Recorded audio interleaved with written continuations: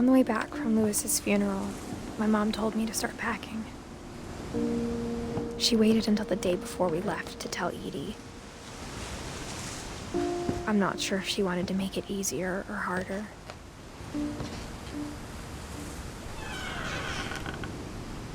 I wish we'd stayed. But I understand why we left.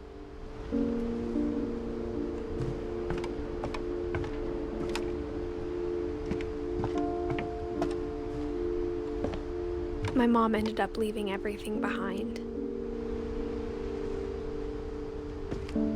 What happened that night had been coming for a long time. Maybe it should have come sooner.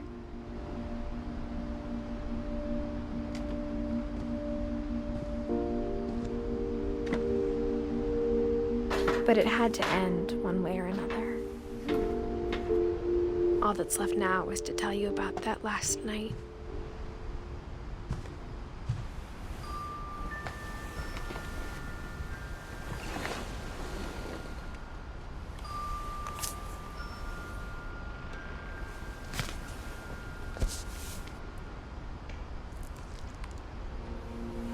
That whole last day, Edie just watched us pack and didn't say a word.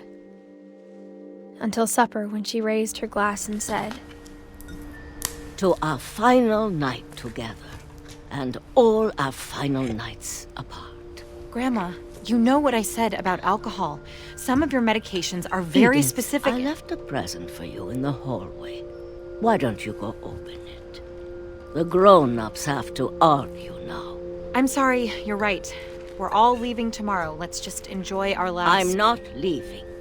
Edith, you're excused.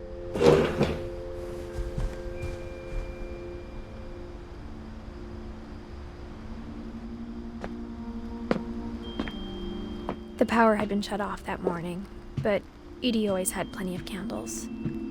When my mom sealed the library, I don't think she knew about the other entrance, or that Edie had a key to it.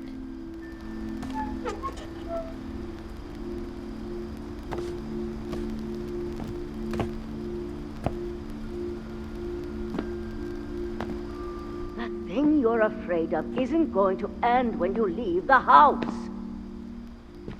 Edith has a right to know these stories. My children are dead because of your stories. I think it's best if Edith and I leave tonight.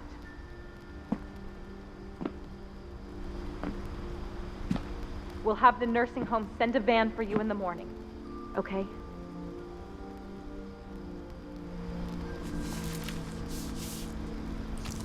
Dear Edith, there's so many stories I wish I could tell you, but there's only time for one. This is about what happened on the night you were born. That night, the tide went way, way out. It was the first and last time I ever saw the old house aground. There'd been an earthquake out in the middle of the ocean. They called it the lowest tide in 1,000 years. God, it smelled awful. You know, I've seen that house every day of my life.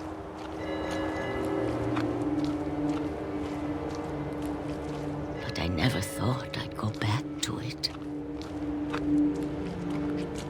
When the fog rolled in, I lost my way.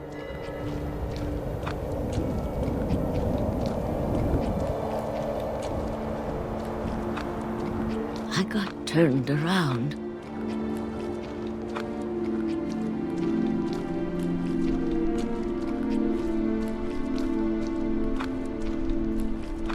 For a while, I wandered.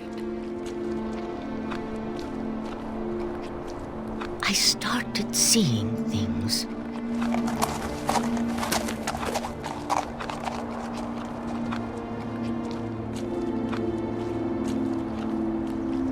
Things I'd forgotten had ever existed.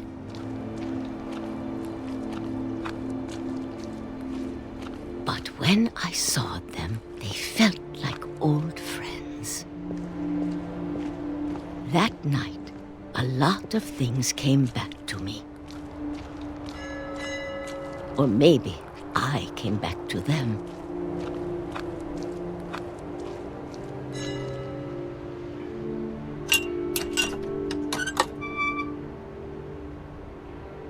Things I can't explain, but that I need you to try and... Edith, what are you doing in here?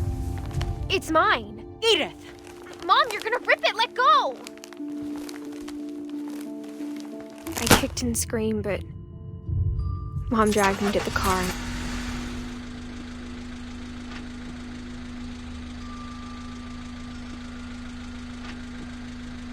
I never saw Great-Grandma Edie again. The next morning, the band came to pick her up, but she was already gone. After that, we moved around a lot.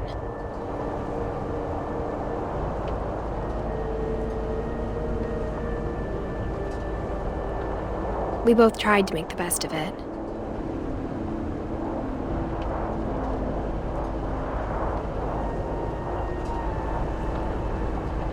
A few years went by.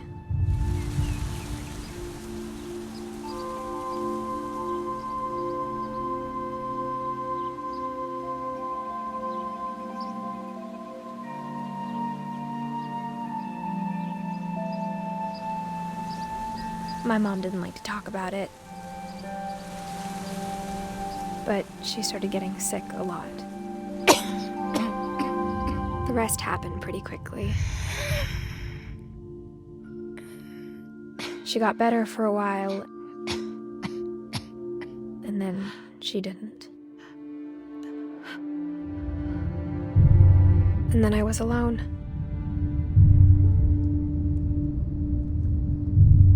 The last Finch left alive.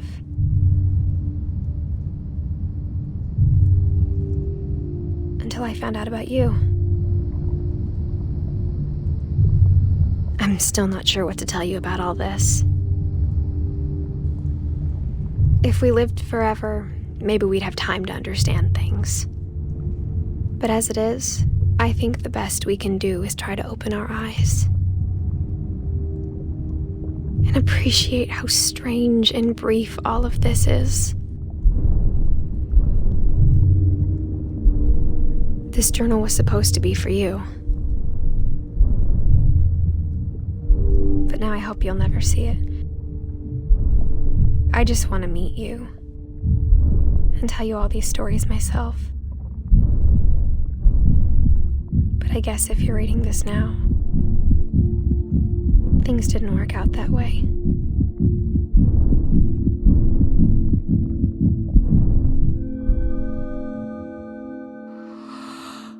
This is where your story begins. I'm sorry I won't be there to see it. It's a lot to ask, but I don't want you to be sad that I'm gone. I want you to be amazed that any of us ever had a chance to be here at all. Good luck.